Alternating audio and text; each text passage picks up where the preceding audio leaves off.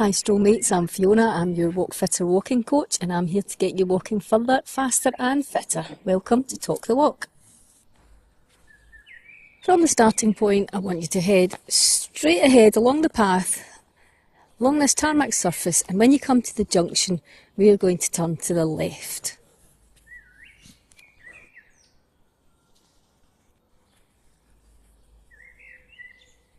As we turn to the left, you'll see just up ahead there's another junction, and at that junction we'll keep to the right. And you'll pass the pond, which will be on your left hand side at that point. For today's walk, it's one of our Strollers walks, so it's very much a beginner's walk. Mostly on flat, smooth tarmac surfaces with one short and gentle to moderate incline, I would say, depending on where you are in your fitness journey. So here we are at the fork of the junction. We're going to keep to the right. As I said, the pond will be on your left hand side as we continue on. So because it's a stroller's walk, a beginner's walk, we won't be getting much above a 3 or a 4 on the scale of effort. Now, the scale of effort is that scale between 1 and 10, where 1 is no effort at all and 10 is maximum effort. So we want to maintain about a 3 or a 4. This walk is about introducing you to the habits of creating good posture and just getting you out and about, experiencing the outdoors, fresh air, and increasing your confidence and your ability to walk. Now, as we always do, we're going to set our intention for the walk today. That means we're going to set our posture and we're going to have a think about what our body should be doing. So let's start at the crown of the head. The crown of the head, the top of the head, should be pulled up towards the sky. If you imagine a piece of string coming from the crown of your head, it's pulling you up tall, creating some length through your spine. Your shoulders will be pulled round, back and down. And your arms swinging freely by your sides. Now we're starting to head away from the pond now. The pond will be behind you and to the left as you head away from it. Carrying on the path. And you'll see a bridge to the left hand side, and we're going to pass that bridge. We're not crossing it, we're going to pass it, so we're staying right to carry on along this path. Now I want you to have a look at your thumbs for me. Let's focus on the thumbs just for a moment. Why is that important? It's important because it tells us which position our shoulders are sitting in. So ball your hands into fists, but leave your thumbs sticking out, so as if you're trying to give a thumbs up, that sort of position. Have a look at your thumbs and just notice which way they point as you swing your arms. Are they pointing 45 degrees, an angle, so they're crossing towards your belly button? Or maybe they're pointing towards each other and your arms are perhaps swinging in front of your midsection. Your hands are passing the midsection. Where we actually want our thumbs to be is pointed dead ahead, so straight ahead, forwards. You've got that thumbs up position, swinging those arms freely by your sides, and your thumbs should be pointed forwards. Now what does that do? That takes the shoulder from an internally rotated position to a neutral position. If we've got excessive internal rotation at the shoulder, it just creates, it doesn't leave a lot of space for the tendons and the nerves to move freely in that shoulder joint. So you can relax your thumbs now as we carry on along the path. You'll be noticing that there's a wee burn just along your left hand side, and you should now be starting to see that very short, but let's call it a gentle incline.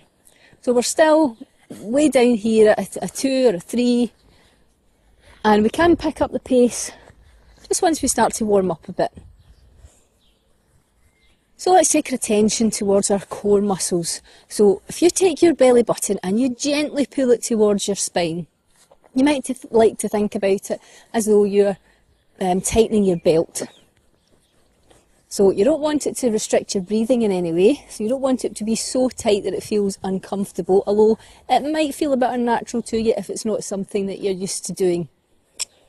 So gently pull that belly button in, that's going to support the core muscles and support your spine. And as we take it into this gentle incline, it's a great time to think about the feet. So as you're walking along, you should be feeling a heel strike, a gentle heel strike on the ground, and then you will roll through your whole foot before gently pushing off the toes. And you will notice that to get up any incline, you have to push a wee bit harder off of those toes. So here we go, up the incline. You might notice that your heart rate comes up a little. Now take that as slowly as you have to. And again, depending on where you are in your fitness journey, that might dictate how you feel on that incline. When you get to the top, we're going to carry on round to the right. Now, I might be walking faster than you, and if I am, feel free to pause the audio when I come to any landmarks like a bridge or a junction, and then you can catch up with me and then restart the audio. Now, if you're walking faster than me, which you might well be, then if you get to a landmark, then you can maybe just march on the spot until I catch up with you. If in doubt at all, just check the map, the associated map, to make sure that you're going in the right direction. So carrying along this tarmac surface, we're through a wee bit of trees now, a wee bit of wet woodland to the left hand side, and you'll see a curve just up ahead. So let's go back to those feet. So we are striking with the heel, gentle strike. We're not taking huge long strides here, just normal natural strides. Striking with the heel. Just noticing, do you strike with the heel? Perhaps you don't, and that's something that you need to work towards. Maybe you land with the ball of the foot first, and then your heel lands second. But ultimately what we want to get to is the proper mechanical way to walk for the health for the rest of our body. Because what goes on at the feet can often affect what happens in the knees, in the hips, etc. So the heels hit the ground first. Very gently, not a huge strike. We roll through the foot and then a gentle push off the toes. Now as we push off the toes, we're starting to take the hip into extension, which means we're taking the hip, other leg rather, behind the body, and that works the glutes, the gluteus maximus. That's the big meaty muscle in your bum, and that's a propulsion muscle among other things, and the calves as well. Excellent, well done. Now let's see if we can pick up the pace a wee bit. So where are you on that scale? Are you around about a 3?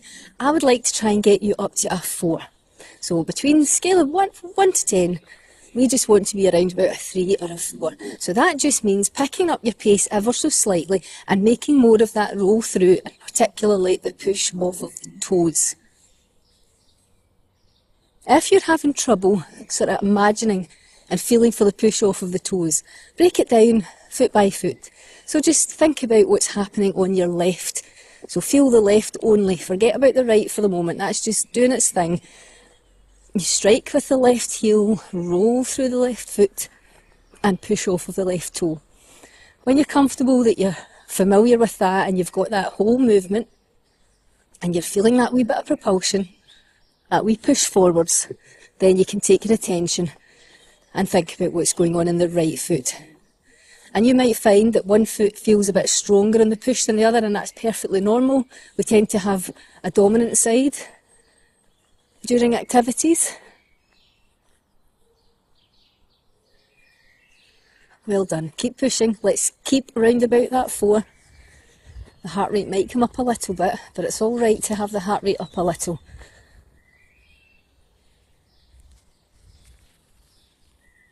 You might feel you're getting a bit warmer and maybe breathing a bit heavier.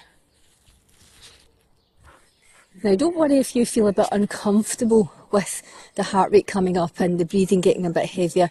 That's normal. It's normal to be a bit fearful of that, but just be aware that it's a normal bodily function and it's actually to be encouraged if you want to get fitter. You want to get slightly outside your comfort zone because that's when the body starts to change and progress. Nice and slow now. Let's just cool it all right down as we come back to the start. You'll be seeing the pond over in the distance on your right hand side now. The houses just ahead and slightly to the right. Taking it easy, slowing down your breathing, so a nice big deep breath in through your nose if you can, and slowly out. Less of a push off of the feet now, off of the toes, but we're still getting the heel strike and the roll through, but we're just not being as aggressive on the push as we were. If you did manage to get your breathing up, just let that recover. And as you get fitter, you start to notice that you recover quicker from bouts of higher intensity. So I hope you've enjoyed this walk today, and I hope you feel accomplished. You've gotten out, you've taken those first steps. Perhaps you feel a bit more confident for your next walk. And do please check out my other walks where we focus on posture, habit building, on balance, and some strength and conditioning that will all improve your walking over time. As we come to the junction, we're going to turn to the left, and that will take us right back to the starting point. So I do hope you come and join me again. If you get any questions, please get in touch. And I hope to see you again very soon.